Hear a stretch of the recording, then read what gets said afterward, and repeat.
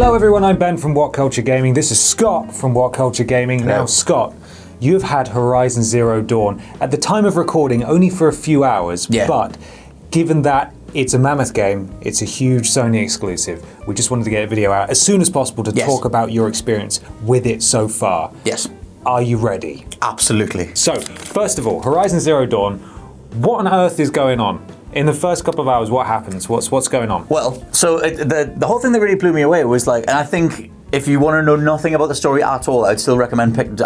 My overall impression is incredibly positive. The story is immediately laid out that there's this tribe in the middle of this robo-dominated universe called the Nora tribe, and you playing as Aloy, your dad Rost, the two of you live as outsiders. You're outcasts. Your dad's called Ross. Rost. With a T, yeah. Okay, all right. Okay. I thought it was just called Ross. No, he's called Ross. They've all got like wicked cool tribal names. Okay. And so you're outsiders from this tribe, outcast, sorry. And Ross has raised you. You don't know who your mother is. He always says, look, you're not supposed to ask that question. No one knows who the mother is. Seems like it's something relating to the tribe. And the beginning of the game is just Aloy as a little infant. She's a little baby, and she's getting taken. Baby boy. She's getting taken to. That was quite good.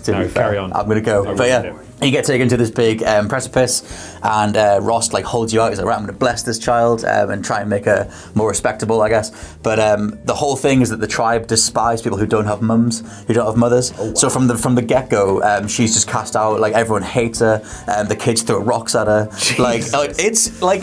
I'm saying this stuff, and I guess I'm being a little bit jovial about it, but like the opening for Horizon Zero Dawn really got me. Is it a gut punch? It's not a gut punch, and like The Last of Us, but it's very confident. Like the way that they've framed the whole world is like they've kind of literally made gender politics like an actual thing. Oh. So it's just sort of like, I mean, not explicitly, but like, you know, they do have this whole idea that like having a mother is better, and they refer to their god as they refer to them as the All Mother. So when people are like, oh, All Mother save you, All Mother praise you, or whatever. Okay. And it has this whole thing of like because they're outcasts, they don't have a mum, and a big part of the story is finding out, like she wants to know, like, well, where did I come from? Who was my mum? Why am I an outcast? What happened? Right. And Rost is like, well, the only way to do that is to do this trial, which means if you win, you do this like big challengey trial thing. If you win that, you can ask for a boon, which is a question. You can ask anybody, one of the tribal elders, a question. Okay. So she's like, right, I'll set out. I'm gonna win this thing, and I'll ask them who the hell I am. Mm-hmm. That's as far as I've got so far.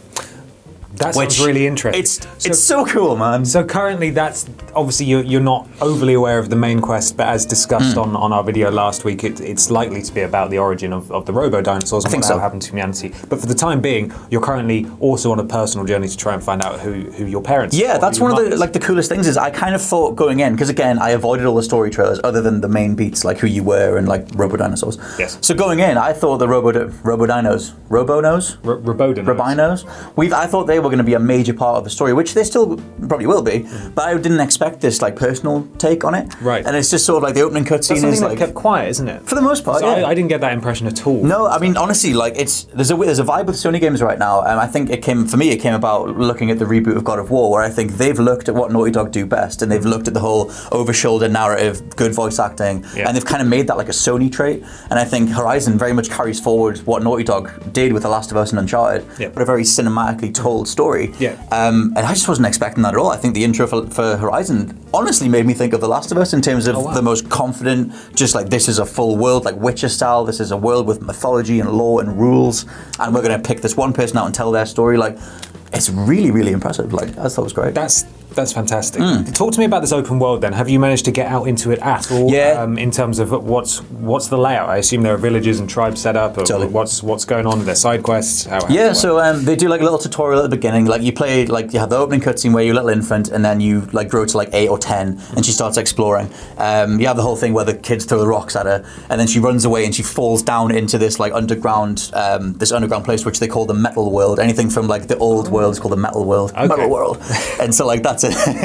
And so when she's down there, she finds this little, ostensibly like a fancy Bluetooth headset, which like... Okay, I've seen that. Yeah, and that's like the vision mode thing. But they don't overdo it, that stuff's cool. But as soon as you get past there, you're just dropped into the world as fully grown Aloy. And you can, if you want, you can do the main quest, you can go explore. Like, I just immediately did a few side quests. Yeah. The thing that really strikes me is, and it's a kind of a weird sentence, but is the playability of it all. It's, you can immediately, you feel familiar. Like there are systems that it pulls from, I mean, it feels like, being that Guerrilla haven't, released anything other than Killzone since 2004, it really feels like they've just taken a step back across the last few years and just looked at every major game, what every major game did right, and then brought all of that together. Okay. Like, I mean, I've made like a list of all the stuff that came to mind as I was playing it, and it's just sort of like, you've got like the climbing from Assassin's Creed, there's like Shadow of Mordor's like bow and arrows, Division style like loot and like augmenting your weapons and things like that, Uncharted style narrative, there's like depth to the side quests, the Witcher style, like you just go up to a person and you're like, hey, how can I help? And they tell you some really quick personal story about like,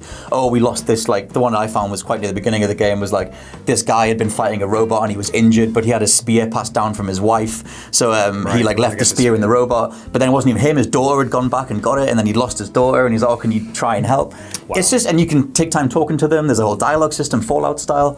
So with it pulling inspiration from so many different places, is it, in this early stage of you playing it so far, do you get the sense that it's a jack of all trades and a master of none, or is it done all of these really competently? I think that's the thing is, like, you would assume that if you laid these things out on like if you were being incredibly cynical, because you might as well address the cynical side of it, you could go like, well, all they did was pull together all the major beats. Ripping off loads of which like, granted, someone will say that, whatever. But I honestly think that looking at the vision of the world that they have, and there's such a strong story and the strong world design, it does pull them all together very well. Right. And like, because they establish that personal grounding, you do feel like you're playing as Aloy, like you're like unlocking skills and like developing as a character. Like, because they build up her training, like in the opening tutorial, all those things come together and feel very natural. Like, it does have its kind of its own identity. Granted, it's rooted in the art style and the world, but I think those gameplay mechanics just come together. Like, it learned a lot of lessons from its contemporaries and its competitors, and for me, it does those things incredibly well. Now, I really want to know about the dialogue system, because I've seen some footage of that, and there was an infamous small section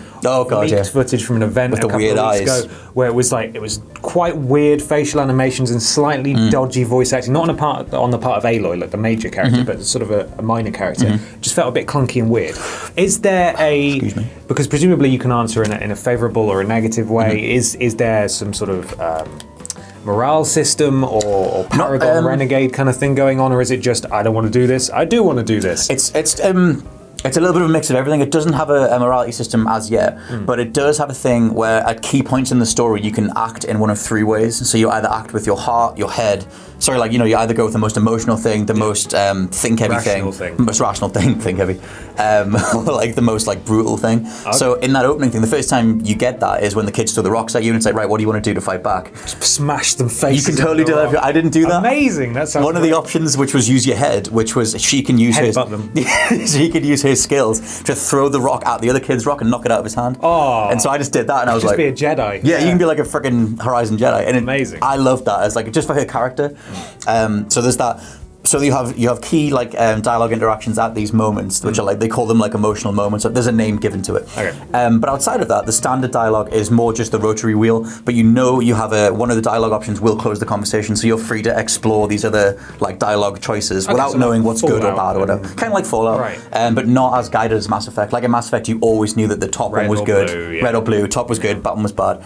With this, it's like this is the end of a conversation. It's literally her saying, "Okay, I'll go do that," or whatever, and then you have like 3 to 5 different other strands that you can then like delve into. Another one of the things that they feel like they've pulled from is the idea of giving depth to all these different side quests. Right, it's hugely important.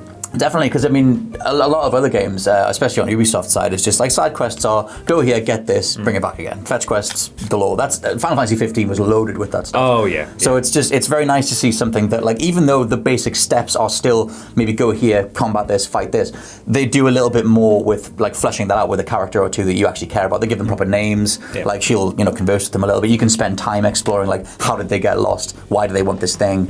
Like it's just a little bit more. It's what The Witcher did very well, and Horizon's the first open world game that I think has done that level of depth pretty much since The Witcher. Right. So, but this is a huge game for Sony. So what are your closing thoughts at the moment, going in, launch day, you've played a few hours of it. Yeah. What are your thoughts? Being like completely honest, I mean, this might dissipate over time, perhaps. but it's genuine. I'm thoroughly blown away, man. I think it's brilliant. Like, I mean, going into it, the opening cutscene did just had the right level of acting and animation, and the realization of that character was just so perfectly done. Really gave me Last of Us vibes in terms of just how confident it was. The world is great. I love the confidence they have. I love all the different nouns that they use, and just the idea of like, this is a full world. You'll discover what this means later. Like, just there's that. No one's done that in a while. Everyone always wants to just take time. This is this. This is this. This is this. Just give me a full world, and I'll figure it out. Yeah. And like at the beginning, they do have the father character describing to the little infant, oh hey, this is where we're going, and they do a little bit of that. Yeah. But for the most part, they just want you to go off and explore. So for me, I'm incredibly positive on this. I haven't felt this positive about Sony exclusive since The Last of Us. So, and that's taking Uncharted 4 into account. Horizon feels very much like a confident step forward in all the right directions. Brilliant. I mean, well, that's a huge statement, and it's the launch day today. Hello, Peter. What do you want? Can I ride a Robo T-Rex? No. Well, I don't know. I've ridden a bull, but I don't know if you can get a T-Rex. But you can ride them. You can ride a bull. Yay. Yep. Cool. Thanks, Peter. So, make sure you check back within, I suppose, the next week or the next week and a half for our full review. And if you are getting the game today, let us know in the comments what you're most excited about, or if you've already got your copy early, if the postman was kind to you. Just comment below. Let us know what you think. I've been Ben. This has been Scott. Thank you very much for watching.